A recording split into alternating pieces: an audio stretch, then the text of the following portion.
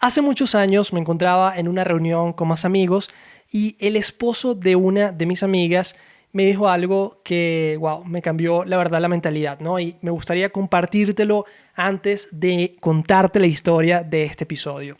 Y es que él es mayor que nosotros en ese momento y además es como videógrafo, ¿no? Él hace cosas de cine, de cortometrajes, largometrajes también.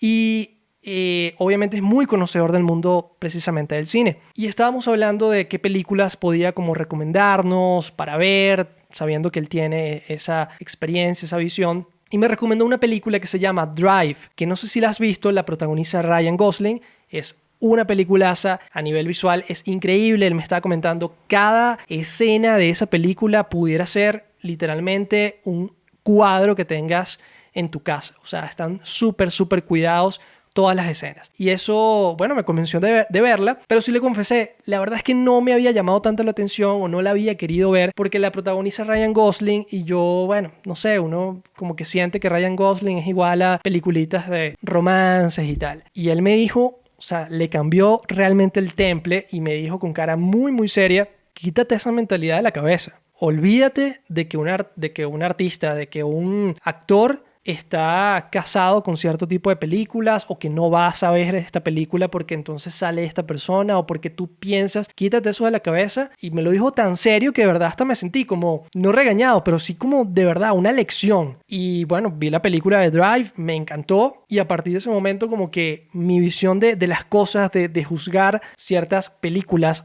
o músicos, o canciones, o bandas, de verdad que cambió, ¿no? Y quiero decirte precisamente lo mismo que me dijo él a mí. Quítate de la cabeza lo que te voy a decir a partir de este momento, con la historia que te voy a decir, con la banda que te voy a decir, porque muy probablemente digas, ay, no, imagínate, no, y nada que ver, ¿ok?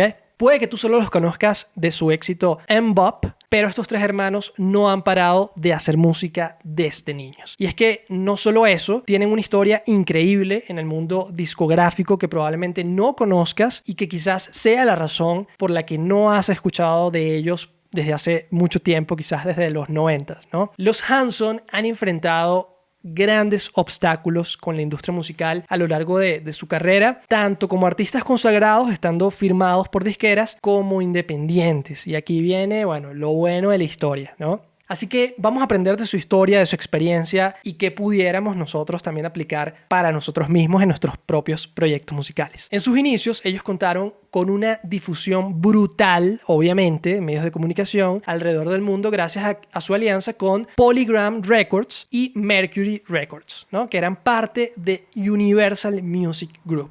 ¿Okay? Imagínate dos empresas pequeñas que trabajan para Universal. En 1998, Universal decidió fusionar más de 14 sellos discográficos, estas empresas pequeñas, incluyendo precisamente a Mercury Records, para crear lo que hoy se llama, y desde ese momento también, The Island Def Jam Music Group. ¿Okay?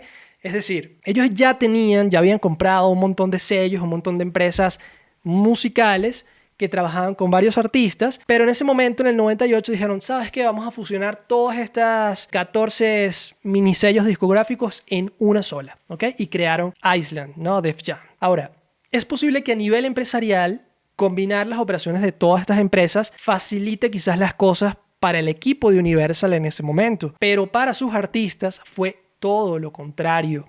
O sea, imagínate tú estar trabajando con un equipo pequeño de personas que te prestan la atención debida, que te tratan, wow, como si fueses, bueno, los Hanson en los 90 y de repente te fusionan y es que me estoy adelantando un poquito, ¿no? O sea, me explico. Estar firmado por un sello es equivalente a ser contratado como empleado en una empresa. ¿Okay? Y al igual que como sucede en el mundo laboral tradicional, los sueldos no son igualitarios para todos los empleados, ¿no? O sea, hay directores, hay juniors, hay pasantes, etc. Y dependiendo del valor que tú puedas entregarle a esa compañía, te pagan más, ¿no? Tú vas creciendo en esa empresa. Y en el mundo de las disqueras esto significa que no dividen el 100% de su presupuesto entre el total de sus artistas, ¿no? Socialistas, ¿no?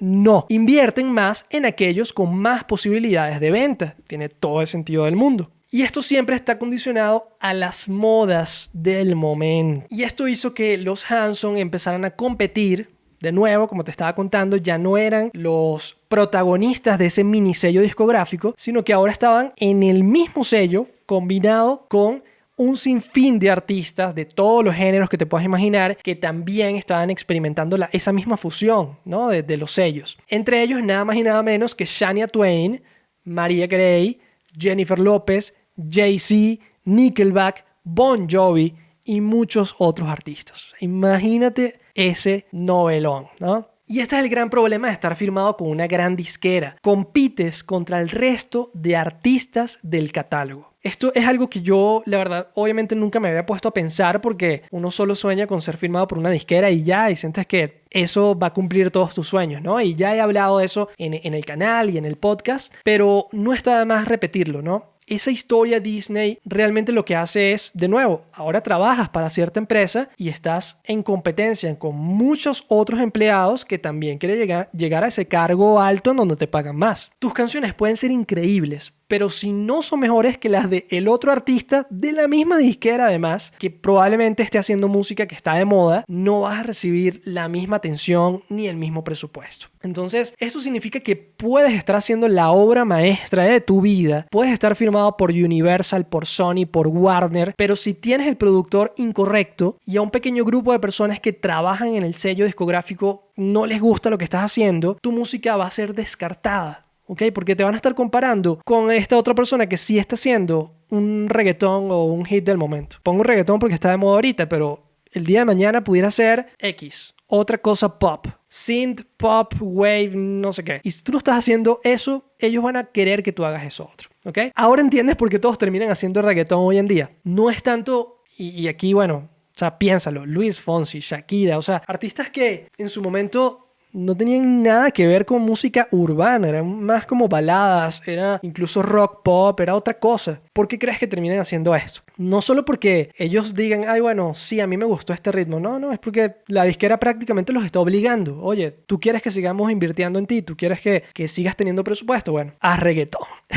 Esto fue exactamente lo que les pasó a los Hanson. Para el año 2001, Island Def Jam Records, que es este sello grande, ya había rechazado más de 80 canciones de la banda, asegurando que este nuevo material que ellos estaban haciendo no era lo suficientemente mercadeable. Y ahí es cuando obviamente yo entiendo a las personas que dicen, pues, el marketing y tal, no sé qué. Hay obviamente aristas de todos los tamaños, de todas las colores, y este tipo de personas obviamente están en un extremo en donde ya ponen el tema mercadeable por encima de la música y eso siempre va a estar mal. Pero imagínate, o sea, 3 chamos que habían creado por su propia cuenta, porque a diferencia de lo que muchos pensarían, yo también lo investigué y cuando me enteré de esto, obviamente me hizo admirarlos, y es que esa canción no la hizo un compositor por allí, se las dio a estos 3 chamos que tenían la pinta para poder pegar. No, o sea, la crearon ellos teniendo, no sé, 10, 12, 8 años, ¿ok? Eso obviamente es admirable. Entonces, no solamente ellos crearon ese hit, tenía ese primer disco otras buenas canciones, y yo no sé tú, pero yo pensaría que si hay 3 jóvenes que pudieron crear todo un disco lleno de hits, incluyendo Bop, que hasta el día de hoy sigue siendo una canción pegajosísima. Oye, de esas 80 canciones que me presenten, yo creería que hay por lo menos, se salvan 8, el 10%,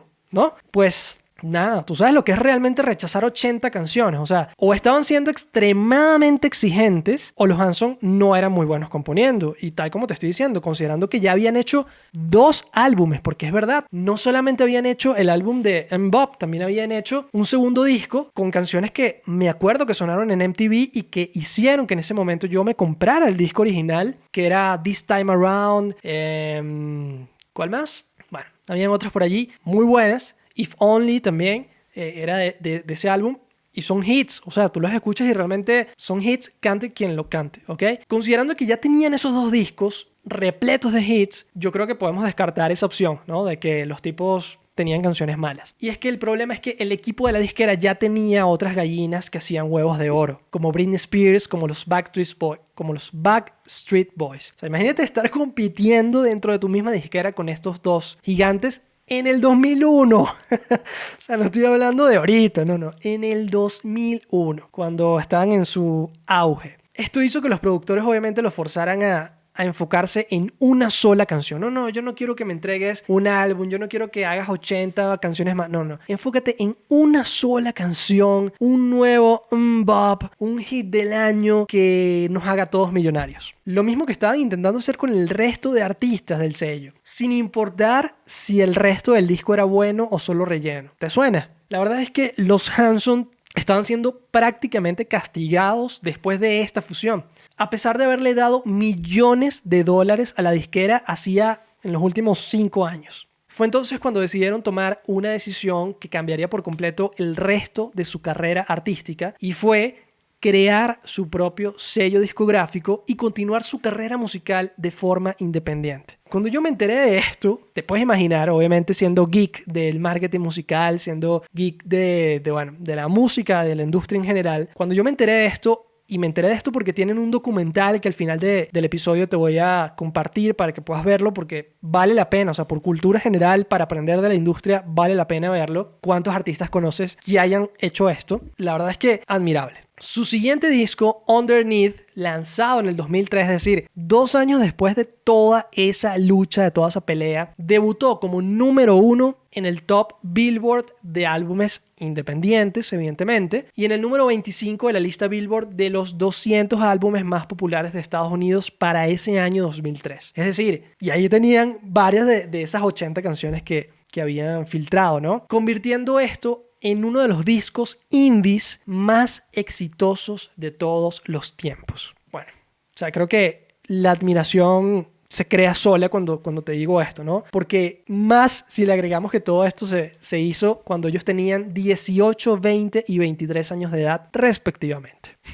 Por cierto, hazme saber si te está gustando este video o este episodio, porque de esa manera podré saber que sí te interesa seguir recibiendo este tipo de consejos para tu carrera musical y este tipo de historias, ¿no? ¿Cómo lograron este gran acontecimiento sin presupuestos millonarios? Porque ellos ya no estaban trabajando con una disquera. ¿Cómo hicieron para seguir siendo relevantes y seguir conectando con sus fans de nuevo en el 2003? En el 2003 no existía Facebook, ni Instagram, ni TikTok, yo creo que ni MySpace. O sea, qué loco, ¿no? La respuesta es usando a su favor aquello que no tenían en la disquera, y era libertad creativa. Y aquí te quiero explicar acerca de un concepto que se llama el concepto creativo.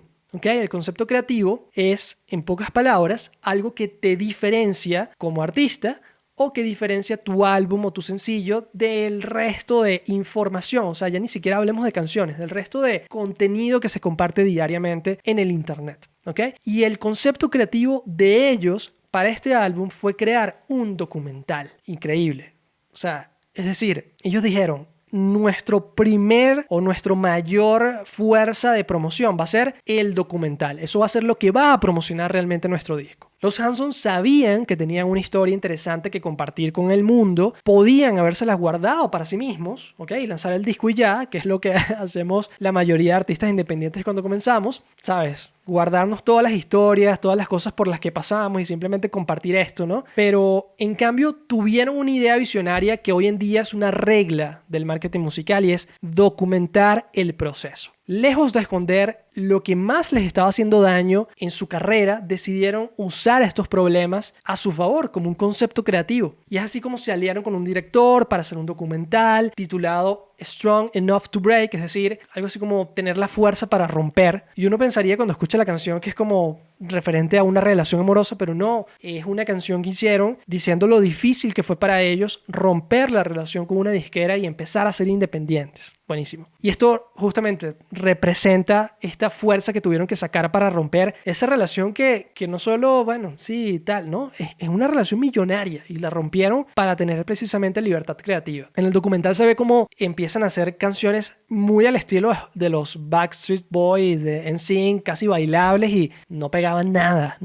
Quizás yo también por haber escuchado los discos y tal, pero no pegaba nada con el artista, y qué lástima saber que tantas personas como, bueno, no sé, no quisiera nombrar a nadie, pero Shakira, oye, se van haciendo cosas tan feas. Pero bueno, en ese documental ellos muestran todo el proceso creativo, todo el proceso de grabación de los demos, de las maquetas, toda la impotencia que sintieron porque lo empezaron a grabar antes de salirse de la disquera. O sea, realmente fue visionarios. O sea, lo que hoy en día hace personas como Gary Vee o quizás reality shows, ¿no? Que alguien siempre está grabando y estás viendo la cuestión. Bueno, ahí se veían los problemas internos entre ellos, ¿no? Mira, no, yo quiero esto, eso no me gusta, eso es una porquería. La búsqueda de soluciones como tal, como grupo, como hermanos, y cómo abandonaron realmente la disquera para crear su propio sello. Esta es una acción increíblemente poderosa y siempre le recuerdo a todos los músicos que me piden consejo lo mismo, ¿no? Documenta el proceso. De eso se trata precisamente el storytelling, de compartir las historias que tuviste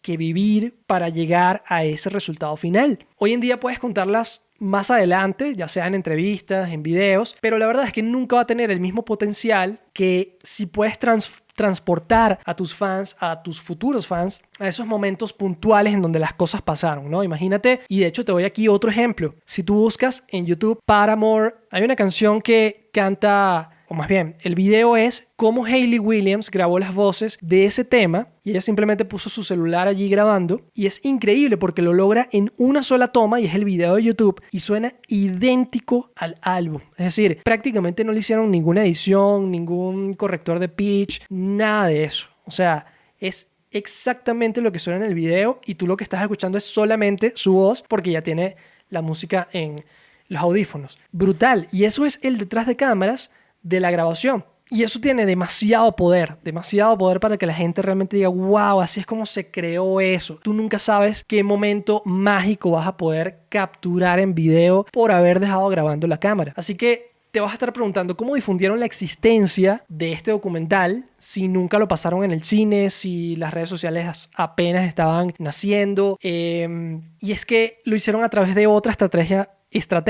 infalible, que es conocer perfectamente bien a tu público y dónde se congregan. En este caso, los mejores lugares en donde podías encontrar a su audiencia, y es que todavía eran estudiantes, eran en las escuelas y en las universidades. Fíjate, tiene mucha lógica. ¿En dónde están nuestros fans? Siendo los Hanson. Son personas que son jóvenes, que todavía están estudiando, precisamente están todavía en la escuela y en la universidad. Y fue allí donde enfocaron sus esfuerzos. Mostraron el documental de forma gratuita en la mayor cantidad de universidades, de campus posibles en todo Estados Unidos por 2 años seguidos. Y esto también nos da un gran aprendizaje a nivel de marketing independiente, ¿no? Y es que muchos pensamos que, nada, yo voy a promocionar mi nuevo álbum durante 2 semanas, durante un mes, y ya con eso me debo volver famoso. Imagínate, los Hanson saliendo de su disquera 2 años seguidos mostrando los documentales en todos los campus posibles. Evidentemente aquí hay que poner el contexto, ¿no? Era el año 2003, quizás hoy en día se podía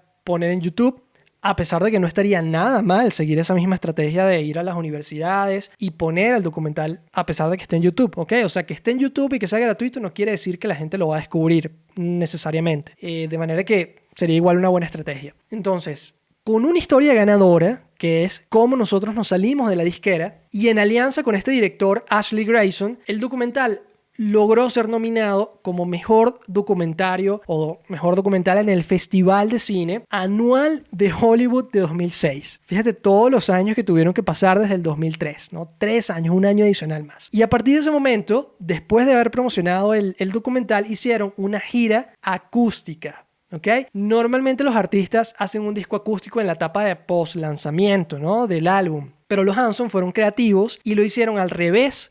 Lo hicieron durante su gira Underneath Acoustic, que fue su propia versión, digamos, acústica del MTV Unplugged. Y los fans pudieron conocer primero las versiones acústicas de las canciones antes de conocer la versión grabada del álbum. De nuevo, o sea, eso es una estrategia que a mí me parece muy buena. Esto obviamente colaboró en generar más curiosidad en las versiones originales de esas canciones que estaban en el disco. O sea, de verdad, mis aplausos para estos panas y por eso yo los admiro tanto. Y es porque aquí ellos ya no tenían un equipo como el de la disquera. Sí se ve en el documental que empiezan a trabajar como con un equipo creativo, con, ¿sabes? Como un management que obviamente es distinto al que pudieras tener en una disquera, pero al final sé y lo muestran en el documental que esas ideas fueron de ellos, ¿no? De manera que lo que terminaron sacando, además del álbum, fue un DVD y un álbum acústico. Entonces, ¿se conformaron solamente con el proceso de grabación? No, el grupo también documentó esa gira y aprovechó de grabar un DVD y un álbum acústico como tal de la gira, además del disco. Y entonces aquí los aprendizajes, ¿ok? Son un concepto que yo llamo la estrategia de reciclaje. ¿Te diste cuenta de todo el tiempo de promoción que invirtieron en este disco. La mayoría de músicos piensa que una estrategia de lanzamiento, como te decía, dura una semana, un mes como mucho, pero los Hanson le sacaron el jugo literalmente a este álbum al máximo, desde el 2001 que empezaron a grabar el documental hasta el 2005 que finalizaron como tal la gira acústica. Entonces, fíjate la estrategia de reciclaje, ¿no? De un álbum de estudio hicieron un documental y de ambos una gira acústica. Pero además de esa gira acústica, la documentaron también y crearon un DVD. Un DVD que obviamente se prestó para crear otro álbum acústico, ¿no? En vivo con esas canciones que estaban saliendo en el disco nuevo. Esto es lo que en Despegue Musical de nuevo llamamos una estrategia de reciclaje, porque se reutiliza el material original para crear nuevos productos. Es una manera muy fácil dentro de todo el esfuerzo difícil obviamente que uno hace, pero de poder reciclar precisamente todo el contenido. De hecho, si te das cuenta, eso es algo que yo también hago en el podcast y en el canal de YouTube. Este video, este preciso video y audio que estás escuchando ahorita, yo lo corto en diferentes pedacitos y lo comparto en plataformas como TikTok, Instagram y Shorts de YouTube, ¿no? Entonces, las personas pueden entonces ver solo un pedazo para motivarlas a ver el episodio completo, ¿ok? Entonces, estrategia de compensación. Vamos a ver este otro concepto. No todo es color de rosas. La banda sufrió, y esto también lo cuentan en el documental, una pérdida financiera importantísima en la creación, en el lanzamiento del álbum, porque ya todo salía de su propio bolsillo. Y si bien les fue muy bien desde un punto de vista independiente, no logró alcanzar los números de sus primeros 2 discos, pero ni cerca, obviamente. Y era de esperarse porque este es el pan de cada día de los músicos independientes. Sin embargo, lograron compensar la inversión con las ganancias hechas durante la gira y la venta posterior del DVD y el álbum en vivo. Esto es lo que en Despegue Musical llamamos estrategia de compensación, en donde buscamos recuperar nuestra inversión inicial, ¿ok? Ya sea en la grabación de tu disco, de tus canciones, de tu video musical, de la creación de mercancía, con la venta de productos relacionados que nacen de la estrategia de reciclaje. Esto puede ir desde la tradicional mercancía, merch, franelas, chapas, stickers, hasta nuevas formas de monetización como el crowdfunding, como el mecenazgo al estilo de Patreon y cualquier otra cantidad de cosas, ¿no? De productos digitales. Cabe destacar que a pesar de todo esto, los Hanson no han vuelto a mirar atrás, no han vuelto a trabajar con una disquera importante y desde entonces han lanzado 8 álbumes de estudio de forma independiente. Acompañan cada lanzamiento con una gira mundial que, si bien no llena estadios, quizás como lo hacían en sus inicios, claro que les ha permitido vivir de la música y alimentar no solamente a 1 o 2 hijos que tengan, no, los tipos tienen 12 mini Hanson en su familia entre los 3 hermanos. Es una locura a nivel familiar lo que tienen allí, ¿no? Pero eso es algo que también creo que todos debemos aprender, ¿no? Que es que pensamos que la única manera de vivir de la música es con un contrato discográfico millonario, pegando un hit y ganando regalías, pero que los números no te caben en los dedos y no sabes ni qué hacer con ese dinero. No, o sea, eso es, no te diría ni siquiera el 1%, el 0. Algo por ciento que vive una disquera cada tantos años con un artista, ¿sabes? Como Bad Bunny. Pero realmente no es algo común. Y yo creo que si bien claro que hay que apuntar para allá y si eso es un sueño que tienes, excelente, creo que hay que trabajar primero tal como lo hicieron ellos, ¿no? Que es poco a poco, trabajo de hormiguita, sabiendo que a pesar de que no llenas estadios, puedes llenar igual una sala de conciertos importante y que puedes vivir de eso. De hecho, a la fecha, yo estoy grabando esto 22 de septiembre, dentro de nada, ¿ok? En unos días voy a asistir a un concierto de los Hanson acá en Guadalajara, 27 de septiembre. Y de nuevo, no solo porque me gusta su música, sino porque me convertí, digamos, como en un superfan gracias a conocer toda esta historia, gracias a admirarlos más allá de lo musical. De hecho, como extra, te puedo crear una playlist en Spotify como para que escuches ciertas canciones muy buenas que tienen ellos, además de esa de Bop que a mí no me gusta particularmente, fíjate, pero todas las demás que tienen en esos otros discos, mucho más maduros, están muy buenas. Así que la tarea de hoy. Puede que muchas de estas acciones te parezcan imposibles de realizar en este momento con tu propio proyecto musical, pero hoy en día es más fácil que nunca hacer todo lo anterior. Vamos a ver un ejemplo. ¿Ok? Hacer un DVD. Probablemente a ellos les costó decenas de miles de dólares toda la logística del concierto, de la impresión física del DVD, de los discos, de su distribución, pero hoy tú puedes hacer una alianza con una productora para que graben uno de tus conciertos, distribuirlo en YouTube gratis y monetizarlo haciendo DVD físicos individuales bajo demanda, ¿no? A las personas que sí quieren comprar el disco en físico. Quiero que la tarea de hoy sea motivacional. ¿Okay? Que esta historia te inspire para replicar una o varias de sus acciones dentro de tus posibilidades. Por eso te invito a que veas el documental Strong Enough to Break de los Hanson en el canal oficial de los Hanson como tal, y esa es la tarea, ¿ok? No lo veas nada más como una tarea o como algo así, sino velo realmente como un aprendizaje de la industria musical que nadie más que yo conozca ha hecho esto. Seguramente hay muchos, pero que yo te pueda recomendar, sabes, que lo vi, que me gustó el documental, que te lo puedo recomendar con propiedad, es ese, ¿ok? Así que espero que este amplio análisis te haya sido útil, que te inspire además a hacer grandes cosas, y como ya lo han demostrado los propios hermanos Hanson,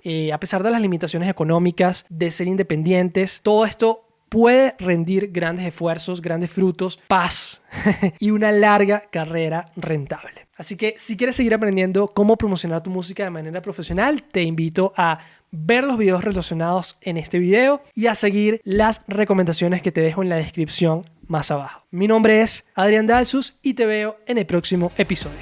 Chau. Si te ha gustado este episodio, te invito a compartirlo con otros músicos, dejar un buen review del podcast y seguirnos en redes sociales para más contenido de valor.